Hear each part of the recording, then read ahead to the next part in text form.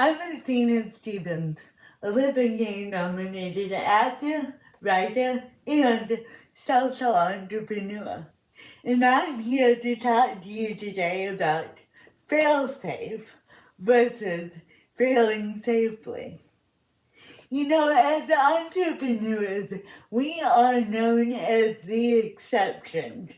We have to be, to boldly go where no one has gone before, or at least where no business model has ever attempted to turn a profit.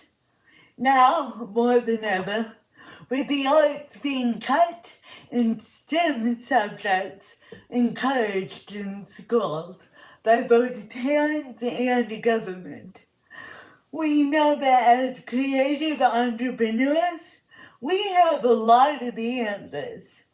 We are the solution to the economy's problem, not only in the arts, but by turning around empty shops, creating projects and products that have never before existed, and perhaps giving this economy what it is most in need of.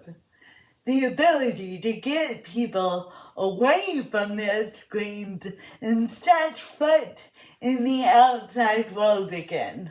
Entrepreneurs are masters at winging it, and sure, most businesses fail in their first year.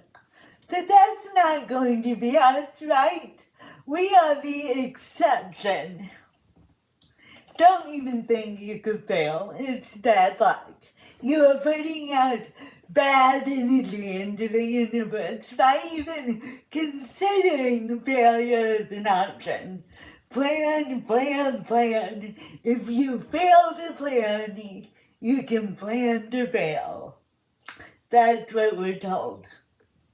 You guys realize that all of that is statistically impossible, right? If at first you don't succeed, congratulations, you are normal. Now, we all know the stories. Abraham Lincoln lost nearly every election until he became president. Michael Jordan didn't make it on his college basketball team. Thomas Edison figured out how many ways not to create a light bulb. Stories have a way of simplifying statistics. That's why we like them.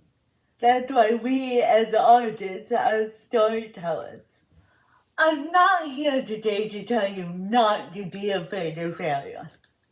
Failure sucks. I'm here today to tell you that if you are going to be artists, creatives, entrepreneurs, you are going to fail. Aren't you glad they chose me to do the keynote speech? At its baseline, the fear of failure starts with putting what other people think about you ahead of your own values, judgments, and decisions. That's probably a bold statement to make that's going to come as a surprise to a lot of you. But if you don't think you have a problem with people pleasing and it doesn't fall into your fear of failure, let me ask you if any of these topics sound familiar. If this idea doesn't work out, I will have wasted all of my time. I often find myself getting headaches or stomach aches as the deadline or performance review approaches. I procrastinate because I feel like I don't know what I'm doing, or because I feel I'm better off not doing anything than actually taking action. I panic and deliberate for hours after sending an email, wondering if my wording was inappropriate. Does any of this sound familiar at all? Very often we don't link the fact that we have self-esteem issues embedded in our fear of failure. This is particularly true, I believe, for creative entrepreneurs. We're born of romance. We're meant to be endlessly open, willing to take risks and seize the day. Entrepreneurs are known for being fearless. Do you remember that book, Oh, the Places You'll Go? For the Brits watching this, it's a picture book by Dr. Seuss, and it's part life instruction manual, part masterpiece of childhood storytelling. I had it read to me so many times as a kid that now I know it basically by heart.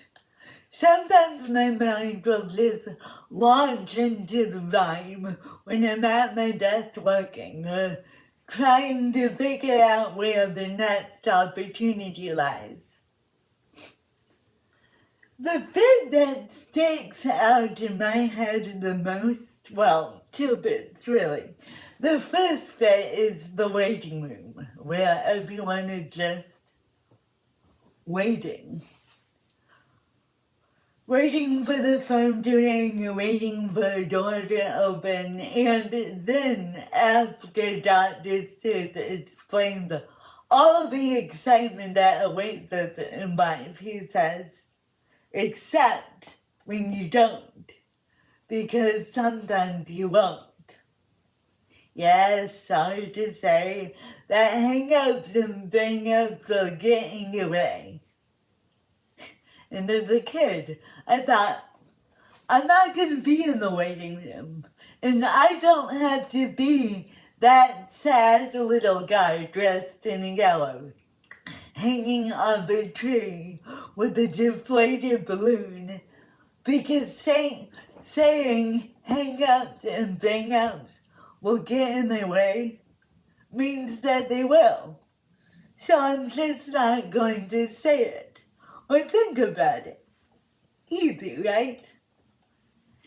It wasn't until after I graduated uni, and I think it was probably on about year 3 of being rejected from drama school, that I wondered, hang on, am I that sad little guy in yellow with the deflated balloon? Or am I in the waiting room because my opportunity has not yet come because I haven't made it yet? Failure in the proverbial waiting room look strangely similar. Many times you find yourself in a position where you don't know which it is, and it may very well look like failure today, only to be the waiting room a few years down the line. And while Dr. Seuss says, no, all that waiting isn't for you, I disagree. Waiting is an act of faith in your idea. Waiting might mean the difference between winning an award a certain year or a book or creation going wholly unnoticed because of what else made that year. Waiting might be the difference between an idea whose time has come and an audience which isn't ready for that same idea. This is particularly true for those of us who make what I call slow art. The theater makers, the writers, the painters that need to grind up their material and then wait for every single layer to fully dry. The network builders trying to create relationships that connect in all the right ways. Having to wait can easily be equated with the feeling that nothing is happening and I'm not trying hard enough. I'm the one that's slowing things down. So, what do you do when an idea doesn't take off? How do you prepare for what so many people would call failure if it truly is an integral part of any practice? How do you fail safely? First, don't overestimate your strength. Always have a backup reserve of both finances, obviously, and emotional energy. Now, my family lives in Las Vegas, where, of course, there's a phrase, don't put your house on the table. Overestimating what we are capable of is profoundly different than stretching ourselves for growth. One we develop over time, whereas the former comes from wanting to jump ahead when you haven't laid the groundwork.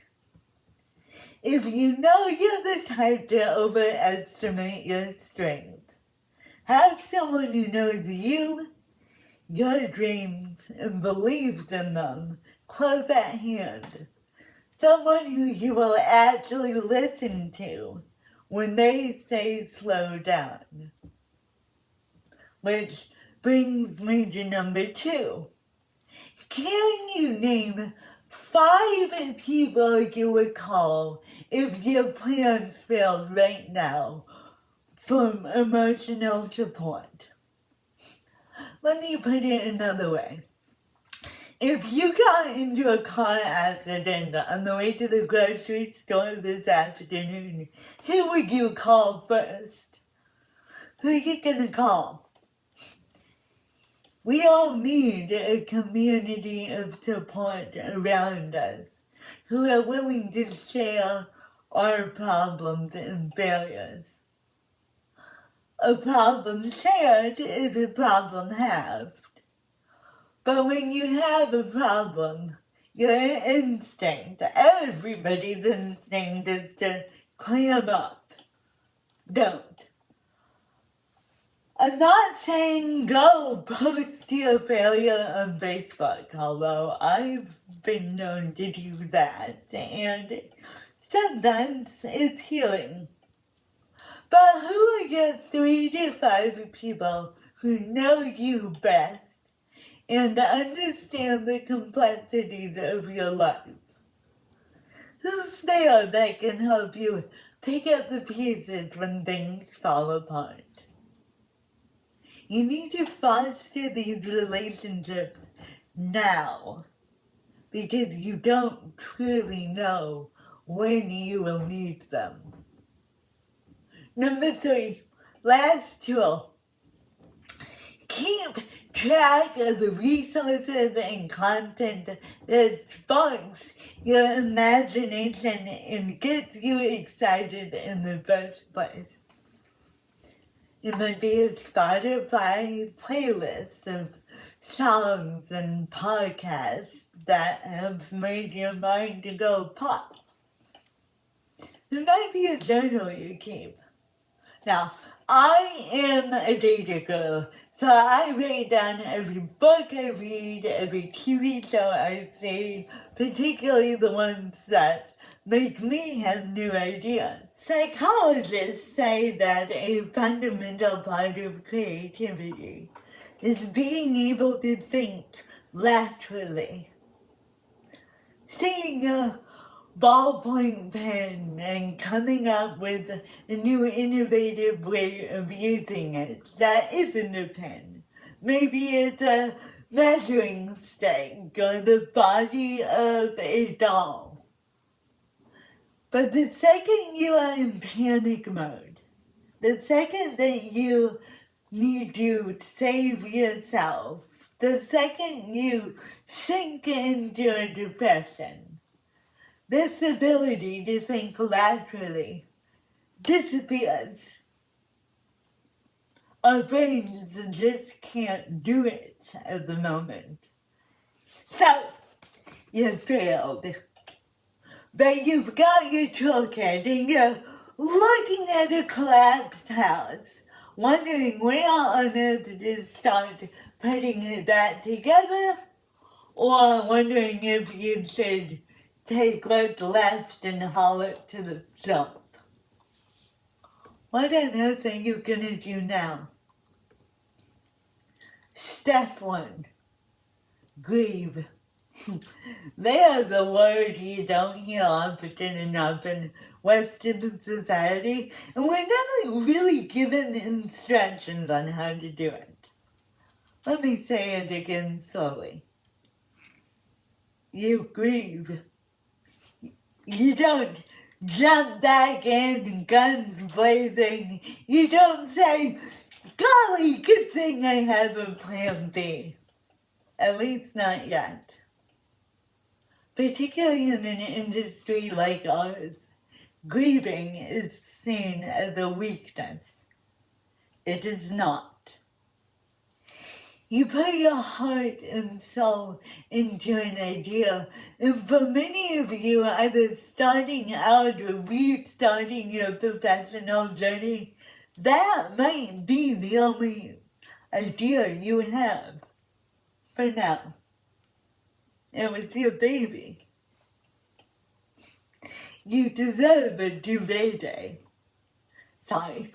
A duvet day is what the British equivalent is of hiding under the covers. Isn't it a great phrase? It makes it sound like you're really fancy when you're basically sat in a corner eating ice cream and binge watching. It's a keeper in my book. Duvet day. Have a duvet day. Don't race to solve this problem. I know you want to.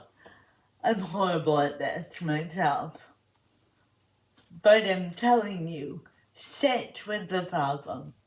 Unless someone's life is in danger or there's some other massive risk to your family or vulnerable individuals, you ruminating and rushing to find a solution is going to make everything worse, not better. Trust me, I've made this mistake a lot. Which leads us to step 2. While you sit and grieve, you have some humility to learn. Now, there's another word we don't use a lot. Humility. Specifically in relation to entrepreneurs. For the people out there who've watched a movie called The Founder, you know that the quote-unquote ideal entrepreneur is driven, bordering on arrogant. So, sure, his idea of success and that he is going to succeed, that he is not able to be stopped. Nothing can stop him. There is no failure. There is only a win. Guys, if we never failed, we would be obnoxious. Failure in the end is only failure if we call it that. Here's another way to look at things when it all falls apart. It's an education. Now, some entrepreneurs are highly educated. I am particularly well educated in writing bad scripts. I should have a PhD in bad writing at this point. What if the seed that survived the forest fire needed that fire of failure to germinate? What if having gone through what you did refines your idea? There are certain trees that keep their seeds so tightly packed inside a pine cone that only a fire can burn away the resin coating that pine cone and get the seed released. Being a Nevada girl and having to come to terms with the reality of forest fires as a natural phenomenon has left me with a really big metaphor that not all disasters need to be fruitless. Sometimes you need to be refined by the fire in order to grow. Step 3. Failure is an opportunity to examine your identity.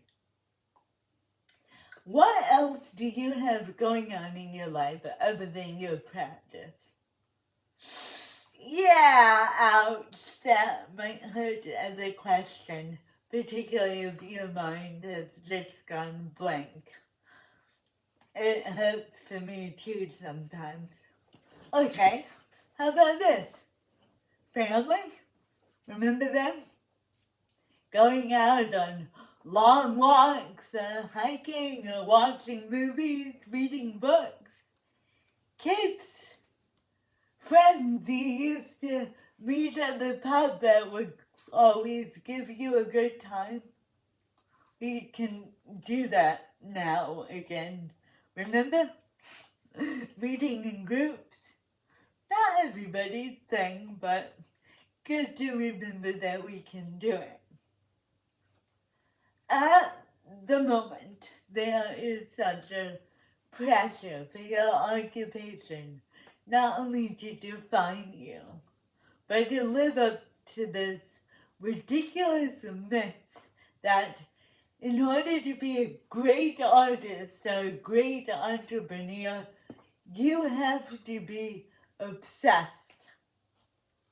You add that to the massive restrictions we've had over the past 3 years, and there's going to be a narrowing of identity.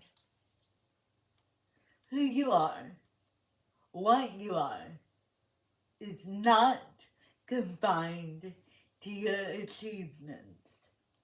It's not confined to your Facebook profile. No. Word of advice. If you just faced a major failure, get off social media. Shocking, I know. Entrepreneurs were supposed to go viral. What the heck is Athena saying? You're scrolling through Facebook looking at the feed, and I'm just using Facebook here as an example. It's going to result in comparison. As soon as you start comparing yourself to other people, you're dead in the water. One of two things are going to happen when you start comparing.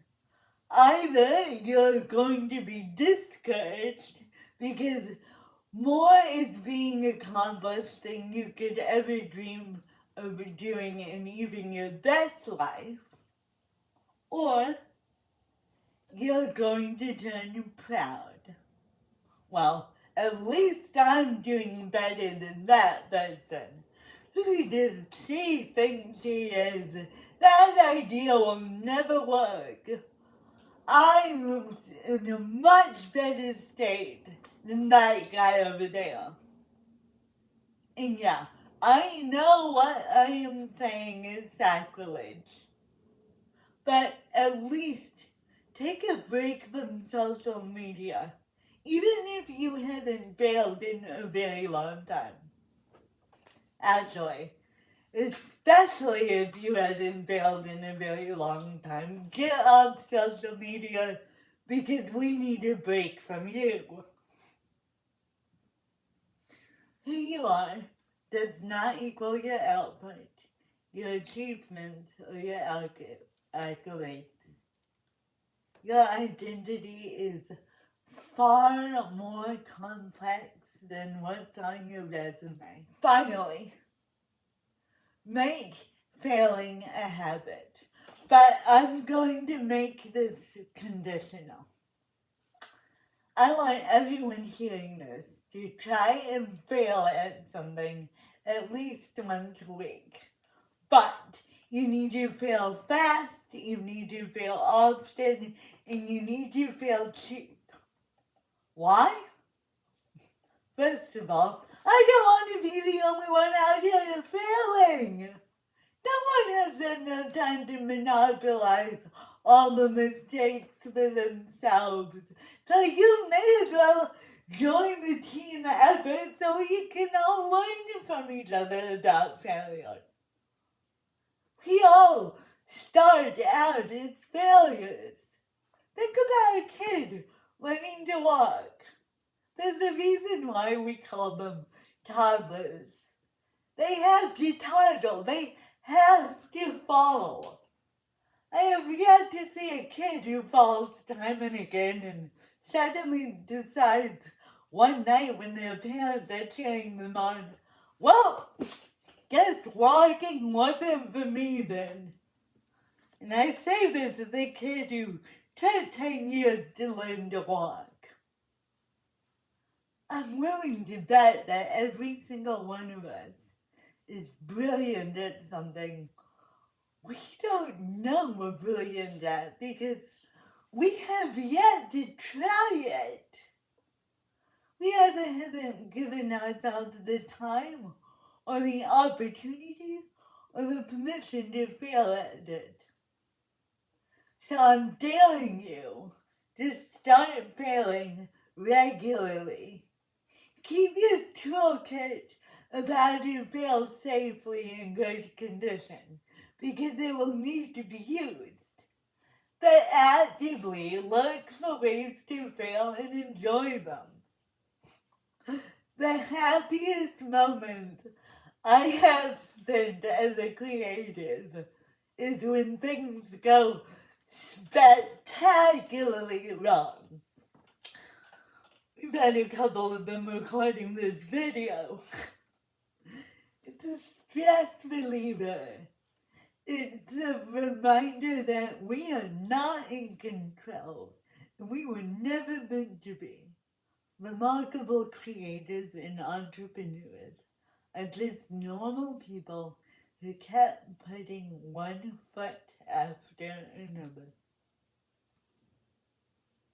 You're never going to make all your goals. But missing a goal happens once, and then it's over. Not having a goal is an ongoing habit, and it will hold you back time and again and again and again. And I know which I find more disabling. And yes, I am using that word very intentionally here, because I know it's the right word to use. So get failing. Tell us about all your failures. Chances are where you really went wrong was in the first place, assuming you weren't going to fail at all.